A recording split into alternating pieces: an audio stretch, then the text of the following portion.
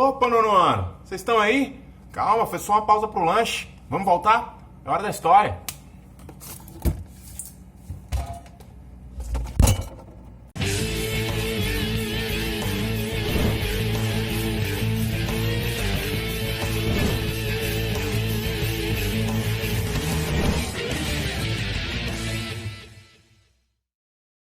Fala galera, sejam bem-vindos a mais uma aula de História. Sou o professor Alan, vem comigo. Pois é, no vídeo anterior a gente trabalhou sobre a Primeira República no Brasil, não é? Inclusive já falamos coisas muito importantes lá. Se você não viu, volta para assistir. Só que hoje a gente vai dar continuidade na parte 2, então pega seu caderno, já começa a anotar aí e vem comigo. Vimos na primeira aula que essa Primeira República pode ser dividida em duas partes, em dois momentos. O primeiro deles, a República da Espada, em que foi governada por militares. Eles não foram eleitos, mas eles é que assumiram o poder, não é? E ela tinha um caráter de provisório, momentâneo. É na República da Espada que se cria uma nova Constituição e define as regras para a sequência da República, quem seriam os próximos presidentes. E aí vem um período que nós chamamos de República Oligárquica, e é isso que nós vamos trabalhar melhor. Agora são presidentes eleitos, presidentes na grande maioria civis, ou seja, não militares mais, e ela foi controlada pelas oligarquias agrárias. Mas espera aí, você sabe o que é oligarquia? Anota que é importante. Oligarquia significa poder de poucos. Como assim? Só poucas pessoas é que estavam no poder e usavam esse poder para continuar no poder. Oligarquia é bem diferente do que a gente entende hoje como democracia. Democracia significa o poder do povo, ou seja, o povo é que tem o poder de escolher quem vai governar e esse governante não faz o que ele quer, faz o bem do povo. Na oligarquia, não. Na oligarquia, poucas pessoas controlavam esse jogo político e usavam esse poder para continuar no poder, ou seja, o povo era deixado de lado. Lembra que a gente viu na outra aula que o povo estava meio largado? Que quase todo mundo era excluído do processo de eleições? Pois é, assim era a nossa Primeira República. Ela era feita para um pequeno grupinho, em que a grande maioria do povão não fazia parte. E aí o primeiro presidente eleito, olha só, tivemos eleições, foi esse cara aí, Prudente de Moraes, civil, já não é mais um militar. Começa o que nós chamamos de República Oligárquica. Para ganhar as eleições, Prudente de Moraes ele tinha que fazer parte de um grupinho da elite. E aí ele tinha que agradar essa galera da elite para ele conseguir ser eleito. E quase ninguém votou nessas eleições. O povo era excluído. Lembra que nós falamos? A República no Brasil ela começou torta, com um golpe, machista, racista, e o povo era colocado de lado.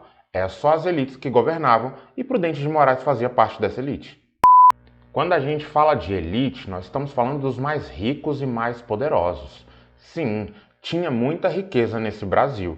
Só que com um detalhe, diferente das potências lá da Europa, o Brasil não era um país industrializado. A nossa economia era totalmente dependente da agricultura, ou seja, donos de terra eram os poderosos. Lá na Europa, os donos das indústrias e das máquinas eram os poderosos, não é? Aqui era o contrário, eram os grandes fazendeiros. E aí o principal produto econômico desse Brasil agrário era o café. O café, nesse período da Primeira República, até um pouquinho antes, no final do Império, era o nosso principal trator econômico. O Brasil gerava muita riqueza através do café. Agora pensa você, fazendeiro, dono de terra, tem uma fazenda enorme e a sua fazenda planta café. Você é rico e mais do que rico, você é poderoso. Era essa galera que controlava o poder no Brasil. Para você ser eleito presidente ou você ser eleito deputado e senador, você tinha que primeiro fazer parte desse grupinho. Segundo, você tinha que agradar ao resto da elite, agradar aqueles que fazem parte do seu grupinho. Ou seja, a oligarquia cafeeira é que comandou o Brasil. Só que esse Brasil é enorme, não é? Cada canto do Brasil tinha a sua elite, tinha a galera que mandava ali na região. A elite do Nordeste, a elite do Sudeste, a elite do sul do país. Pois é, cada cantinho do Brasil tinha uma figura que nós chamamos de coronel. Quem era o coronel? O coronel era um fazendeiro, dono de terra, importante na região e que mandava em tudo. A galera tinha até medo do coronel, porque ele era o dono praticamente da cidade inteira. E aí o que coronel falasse, virava lei. Ele exercia o poder local. Aqui eu estou falando das pequenas cidades, do interior. Imagina o interior do Nordeste, o interior do Sudeste de São Paulo, o interior aqui do Centro-Oeste, fazendas enormes, não é? Esse fazendeiro era chamado de coronel. Coronel mandava matar, mandava prender, mandava soltar. A gente já viu coronéis na televisão, em algumas novelas, até em filmes, como o Alto da Compadecida. Pois é, essa figura do coronel era importantíssima, porque era ele quem definia quem ia governar. Porque o homem vem mesmo ali. Eu de quem gosta de cobra, cabra frouxo, anda roubando muita freguesia. Major Antônio Moraes, há quanto tempo não aparece em nossa cidade? Isso aqui tá pior que merda de gato, só veio por obrigação. O coronel era tão poderoso que ele controlava até o jogo político. Sim, ele controlava as eleições. Vamos relembrar. Lá na outra aula a gente viu que uma das características das eleições é que o voto era aberto, não é? Ou seja, o povo tinha que pronunciar em voz alta o seu voto. Isso facilitava para o coronel roubar e manipular as eleições. Sim, havia muita fraude de eleições naquela época.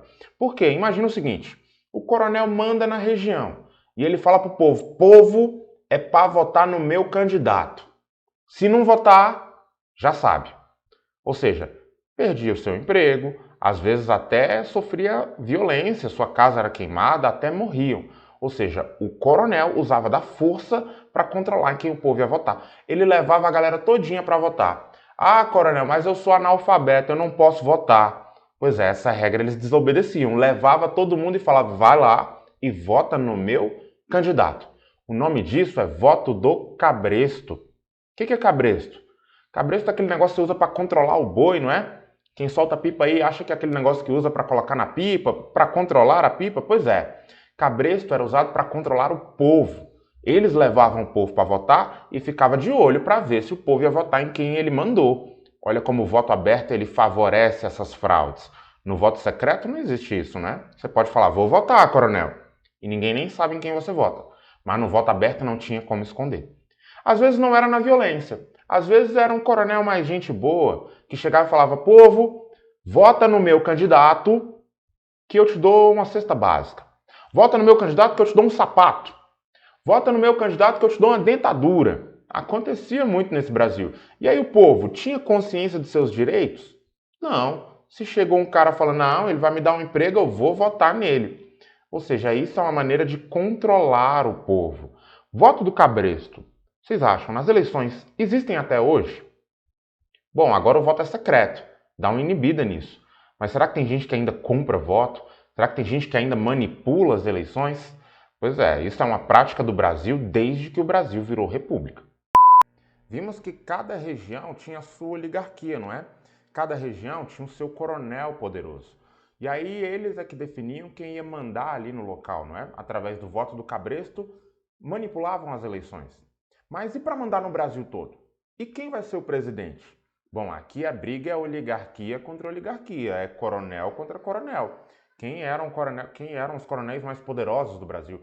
Qual era a oligarquia mais poderosa do Brasil? Bom, aqui falamos sobre a política do café com leite. Como assim? Política do café com leite era a aliança entre as duas oligarquias mais poderosas do Brasil, que eram as oligarquias dos estados de São Paulo e Minas Gerais. Tinha oligarquia em vários outros cantos do Brasil, as oligarquias do Nordeste, da Bahia, de Pernambuco e tudo mais, as oligarquias do Sul, do Centro-Oeste, mas São Paulo e Minas Gerais se destacavam, eram as mais ricas, eram os fazendeiros exatamente do café. O café não era um produto que dava mais dinheiro nesse país? Então aqueles que produziam café eram os mais poderosos. E aí o maior estado produtor de café no Brasil naquele momento era São Paulo, ou seja, a elite paulista ela já era poderosa, os fazendeiros do café eles eram poderosos. O segundo estado maior produtor de café era Minas Gerais, ou seja, os coronéis de Minas também eram poderosos, eram as duas maiores. Professor, por que eu falo a política do café com leite? É porque Minas Gerais produzia muito leite? Bom, também, mas o principal produto de Minas Gerais também era o café. Para não ficar café com café, fizeram café com leite. Mas o que era isso? Era a alternância dos políticos ligados a São Paulo e Minas Gerais no poder. Significa que só teve presidente paulista e mineiro? Não necessariamente. Tivemos presidentes de outros estados, de outras oligarquias. Mas para ganhar as eleições, você tinha que estar aliado com um ou com outro. Com São Paulo ou com Minas Gerais, ou com os dois. E aí nisso eles iam se alternando, era quase que um combinado. Olha, São Paulo, você governa agora e eu governo depois. Minas, beleza, eu governo agora, o próximo presidente é seu. E aí nisso eles iam se alternando no poder. Essa alternância nós chamamos de política do café com leite. Anotou? Para a gente entender melhor, vamos analisar essa charge feita por Alfredo Strone em 1905, ou seja, é uma charge da época. O que vocês conseguem ver aqui? Tem dois homens em cima de um monte ao lado de uma cadeira, não é? Enquanto tem vários outros tentando escalar esse monte para ver se consegue chegar na cadeira. O que vocês conseguem entender disso? A cadeira simboliza a presidência da República e tem dois que já estão lá em cima. Quem são eles? As oligarquias de São Paulo e Minas Gerais. Ou seja, a charge está falando da política do café com leite. Os dois ocupavam e se revezavam na presidência da República. Enquanto isso, as outras oligarquias que a gente consegue ver no desenho, Rio Grande do Sul, Santa Catarina, Paraná, Amazonas, Bahia, tentam escalar esse monte para chegar na presidência. Mas para chegar na presidência, só com o apoio e com o auxílio das oligarquias de São Paulo e Minas Gerais. A charge está denunciando a chamada República do Café com Leite. Vamos entender isso melhor com dados.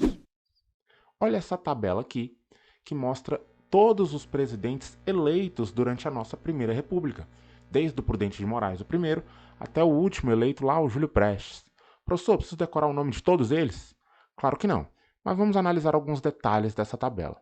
Percebam, todos eles foram apoiados ou eram membros do Partido Republicano Mineiro ou do Partido Republicano Paulista. Eram os dois partidos que dominavam a política brasileira.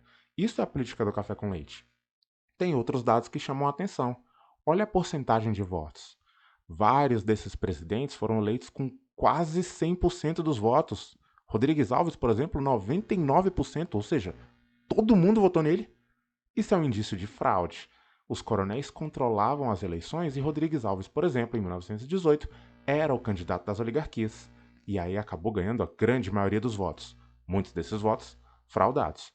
Mas não foi só ele, percebam, vários outros candidatos tiveram votação expressiva. Assim era a nossa Primeira República.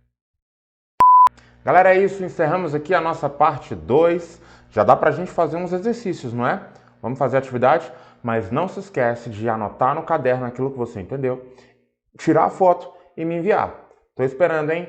Até a próxima. Valeu!